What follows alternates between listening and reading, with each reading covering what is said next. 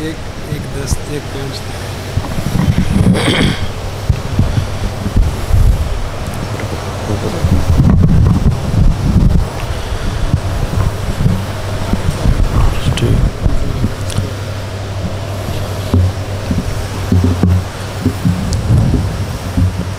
الحمدللہ وحدہ والصلاة والسلام على من لا نبی بعدہ اما بعد فاعوذ باللہ السمیع العلیم من الشیطان الرجیم من حمزہ ونفخہ ونفثہ بسم اللہ الرحمن الرحیم اولئک الذین امتحن اللہ قلوبہم للتقوی لہم مغفرۃ واجر عظیم۔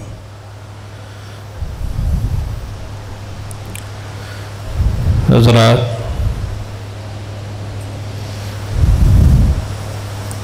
اہل الحدیث کا عقیدہ ہے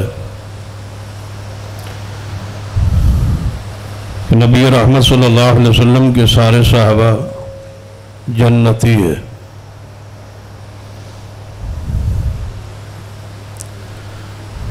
مغفور ہے،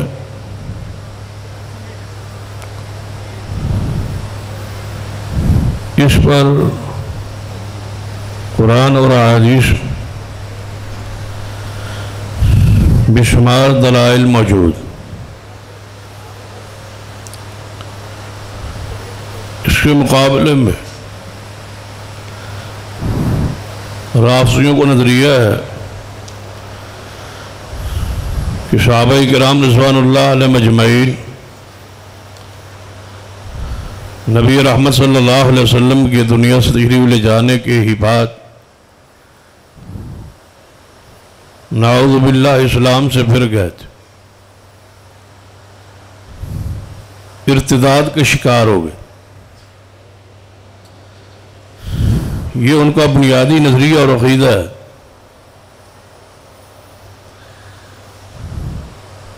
اس عقیدے کے وہ کھلے عام بیان کرنے کے بجائے مختلف صورتوں میں مختلف انداز میں صحابہ کرام کی ذات کو، ان کے ایمان اور شخصیت کو، عدالت کو، ثقافت کو مجروح کرنے کے بہت سارے حربے اور طریقے استعمال کر پوری بصیرت کے ساتھ کہہ رہا ہوں کہ دنیا میں ایک رافضی ایسا نہیں ہے جس کے دل میں صحابہ کرام کی محبت اور عقیدت۔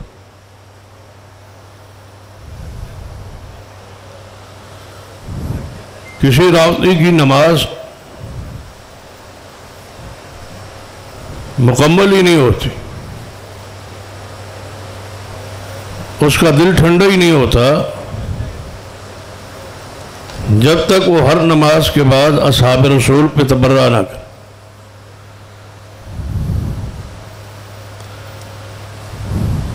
نماز کے سلام کے بعد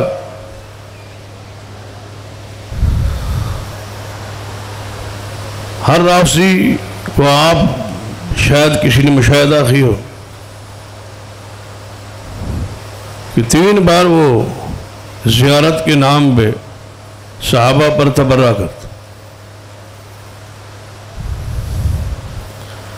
اس لیے ضروری ہے کہ ہر اہل و سنہ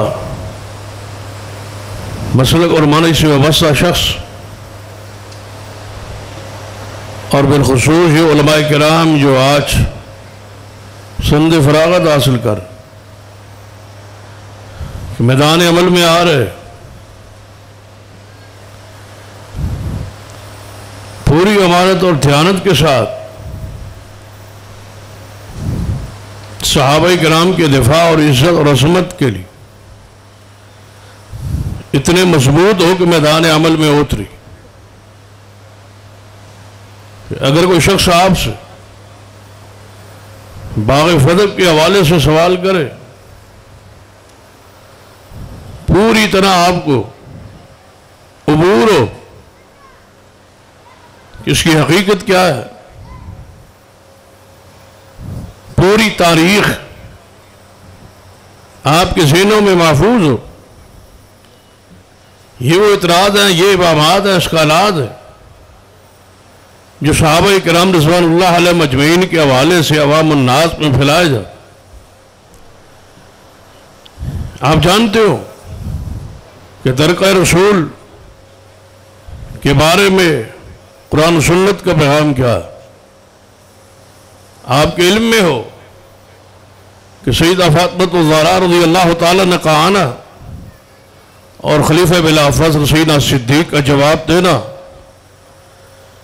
اور اس سے متعلقہ جتنے بھی معاملات ہیں پوری طرح آپ کے علم میں. اگر آپ میدان عمل میں اتر رہے تو پھر آپ جانتے ہو کہ خلافت بلا فضل کا حقدار کون تھا اور کس طرح نبی رحمت صلی اللہ علیہ وسلم اشاروں میں اور کنایوں میں اپنے مسلح پر سریعاً کھڑا کر دیا تھا سیدنا صدیق رضی اللہ تعالی. خلافت بلا فضل پر آپ کے پاس پہاڑ سے وزنی دلائل موجود ہے لیکن آپ کو اصبر ہونے چاہیے. خاص کر آپ توجہ دیں، میدان عمل میں آپ آ رہے مشاجرات صحابہ پر اہل و سنت کا موقع و نظریہ اور عقیدہ کیا ہے اور اس کے حوالے سے جتنے اعتراضات ہیں ایک ایک آپ کے علم میں ہو اور پوری امانت کے ساتھ آپ کتاب و سنت کی روشنی میں اس امت کی رہنمائی کر سکیں. آج ہمارے ملک کے ماحول میں مشاجرات صحابہ پر بحث جاری جو کتنے سو سال پہلے محدثین نے مسئلہ حل کر دیا تھا لیکن علم کے کورے اور کتابوں سے دور لوگوں نے صحابہ کرام رضوان اللہ علیہ مجمعین کے حوالے سے زبان کھولنے کو شاید آسان سمجھا اور انہوں نے اس کو آسان ٹارگٹ سمجھ کے تے ہوئے مشاجرات پر بات شروع کی. اور آج خاص کر سیدنا امیر معاویہ رضی اللہ تعالیٰ عنہ پر بحث کا ایک سلسلہ جاری. لہذا پوری طرح کہ آپ کے علم میں ہو کہ مقام صحابیت کیا ہے. اور میں آج کی چند گزارشات میں آپ سے یہ کہنا چاہوں گا کہ سیدنا امیر معاویہ رضی اللہ تعالیٰ پورے اصحاب رسول کے سامنے ایک پردے اور ایک دیوار کی حیثیت رکھتے. لوگ چاہتے کہ اس دیوار کو توڑ دیا جائے، اس پردے کو چاک کر دیا جائے تاکہ صحابہ پر بولنا آسان ہو جائے. اور یہ شاید بات آپ توجہ دیں تو آپ کے سمجھ میں آئے کہ اگر کوئی شخص سیدنا امیر معاویہ رضی اللہ تعالیٰ پر بحث کرتا ہے وہ اس وقت تک مرے گا نہیں اور اس وقت تک وہ رہے گا نہیں جب تک اس کی زبان صدیق اکبر تک نہ پہنچے. یہ گمراہی کی ایسی دلدل ہے، یہ توہین ایسا بری سوچ اور بری فکر ہے، جب اس کا رسیہ ہو جائے بندہ عادی ہو جائے تو پھر اس وقت تک باز نہیں آتا جب تک سارے اصحاب رسول پر مختلف انداز میں وہ تنقید جرح نہ کر لے. میں ایک حدیث پڑھتا ہوں، ذرا آپ غور کریں. نبی رحمت صلی اللہ علیہ وسلم نے فرمایا المسلم من سلم المسلمون من لسانه ويده. بڑی مشہور حدیث ہے. اس حدیث پہ ذرا توجہ کریں. نبی علیہ السلام نے کیا ارشاد فرمایا؟ مسلمان وہ ہے جس کے ہاتھ اور زبان سے دوسرا مسلمان محفوظ رہے. یہی معنی ہے اس حدیث کا. آپ کی توجہ میری طرف ہے، یہی معنی ہے نا اس حدیث کا. بات سمجھ رہے ہیں، سن رہے ہیں. المسلم من سلم المسلمون من لسانه ويده. مسلمان وہ ہے جس کے ہاتھ اور زبان سے دوسرا مسلمان محفوظ رہے. مشہور حدیث ہے، معنی اور مفہوم کے لحاظ بالکل واضح. اور اکثر بڑی بڑی جب محافل ہوتی سرکاری سطح پر، جو لوگ ان فرقہ وریت سے تنگ ہے، پریشان ہے، وہ چاہتے ہیں ملک میں امن و سکون قائم، اور وہ جب بیٹھتے ہیں محفل لگاتے ہیں تو یہی حدیث پاک پڑھی جائے کہ مسلمان وہ ہے جس کے ہاتھ اور زبان سے دوسرا مسلمان محفوظ رہے. تو لہذا ہمیں چاہیے کہ اپنی زبان سے اور اپنے ہاتھ سے دوسرے مسلمان کو تکلیف نہ دے. تو میں آپ سے پوچھتا ہوں کہ المسلم من سلم المسلمون من لسانہ و یدہ، یہ حدیث ہے محمد مصطفیٰ صلی اللہ علیہ وسلم. جب رسول اللہ صلی اللہ علیہ وسلم نے یہ حدیث پڑھی تھی، جب یہ بیان کی تھی، تو سامنے کون تھے؟ سامنے کون تھے؟ ہاں بولیں گے تو بات بنے گی. سامنے کون تھے؟ سارے مل کے بولے. سامنے کون تھے؟ مجھ تک آواز آئے. سارے نبی علیہ السلام جب یہ حدیث پڑھ رہے تھے، بیان فرما رہے تھے، تو سامنے کون تھے؟ صحابہ کرام. تو پھر بتلائیے جب رسول اللہ صلی اللہ علیہ وسلم نے یہ حدیث پڑھی اور بیان فرمائی، المسلم من سلم المسلمون من لسانہ و یدہ، آج یہ حدیث جب ہم پڑھتے تو ہمارے ذہن میں یہ ہوتا ہے کہ یہ حدیث آج کے لوگوں کے لیے، آج کے زمانے کے لیے، کہ مسلمان وہ ہے جس کے ہاتھ سے دوسرا مسلمان، جس کی زبان سے دوسرا مسلمان محفوظ رہے. یاد رکھیے علماء موجود ہے، محدثین کرام موجود ہے، اساتذہ کرام موجود ہے، شیوخ موجود ہے، قیادت مرکزی جمعیت اہل حدیث پاکستان کی موجود ہے. پوری بصیرت سے یہ کہنے لگا ہوں اس حدیث کا یہ معنی ہے المسلم من سلم المسلمون من لسانہ و یدہ. اس کا معنی یہ ہے کہ مسلمان وہ ہے جس کے ہاتھ اور زبان سے صحابہ محفوظ رہے. ہم تو ہیں، لیکن آج ساری دنیا کے اہل ایمان اس میں داخل ہیں. لیکن جب رسول اللہ صلی اللہ علیہ وسلم نے یہ حدیث پڑھی تھی تو سامنے تو صحابہ کرام تھے. جس کی زبان اور ہاتھ سے صحابہ محفوظ نہ ہوں وہ مسلمان اور مومن کیسے ہو سکتا ہے؟ مسلمان کی تعریف ہی یہ ہے، مسلمان وہ ہے جس کے ہاتھ اور زبان سے مسلمان محفوظ رہے. اس کا پہلا معنی اس حدیث کے پہلے مصداق صحابہ کرام ہے. حضور یہ فرمانا چاہتے ہیں مسلمان وہ ہے جس کے ہاتھ اور زبان سے دوسرا مسلمان محفوظ رہے. معنی کیا؟ صحابہ، بولو صحابہ اس سے محفوظ رہے. اور اگلی بات سن لو، جس کی زبان اور ہاتھ سے صحابہ محفوظ نہ ہو، جس کی زبان اور ہاتھ سے صحابہ محفوظ نہ ہو، ہم نے اپنی آنکھوں سے دیکھا ہے اور آپ بھی دیکھتے ہوں گے، وہ اپنے ہاتھ سے بھی پھر محفوظ نہیں رہتا. پھر غور کریں، جس کی زبان اور ہاتھ سے صحابہ محفوظ نہ ہو، وقت آتا ہے زمانہ دیکھتا ہے وہ اپنے ہاتھ سے بھی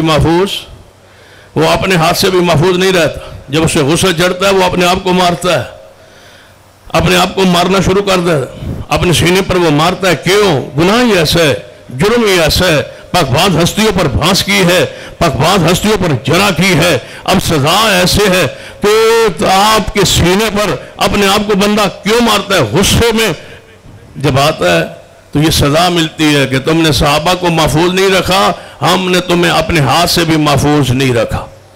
یہ سزا ہے، یہ اللہ کی طرف سے گرفت اور پکڑ ہے. صحابہ کرام رضوان اللہ علیہ مجمعین، ہمارا یہ عقیدہ ہے کہ سارے کے سارے جنت کے وارث اور حقدار ہیں. حدیث پاک اس پر بہت ساری موجود ہے. میرے قرآن پاک کی ایک آیت، السابقون الاولون من المہاجرین والانصار والذین اتبعوہم بإحسان رضی اللہ عنہم ورضوان وأعد لهم جنات تجری تحتها الانہار خالدین فیہا ابدا. سارے مہاجرین، سارے انصار اور بعد میں آنے والے اصحاب رسول، سب پر اللہ راضی ہے اور سب کے لیے اللہ نے جنت تیار کی ہے.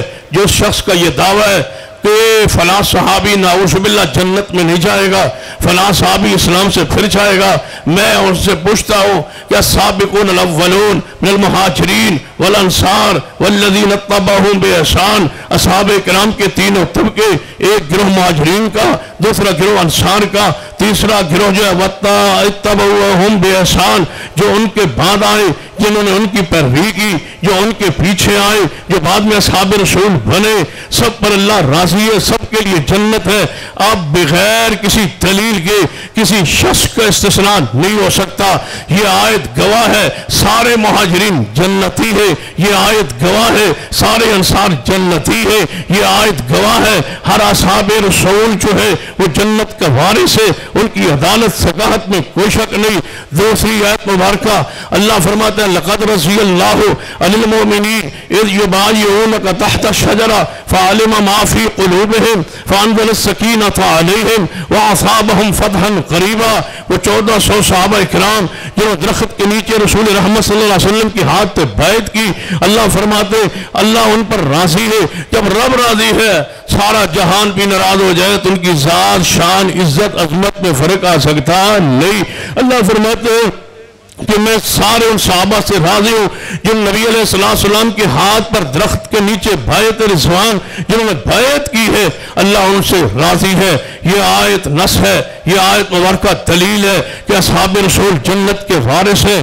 ایک اور حدیث جو صحیح البخاری میں موجود ہے، سیدنا حاتب رضی اللہ تعالیٰ عنہ ایک خط ایک رکا لکھا اور ایک عورت کے حوالے کیا کہ جاؤ یہ رکا لے کے اہل مکہ کے پاس یہ رکا پہنچا کر کے آؤ۔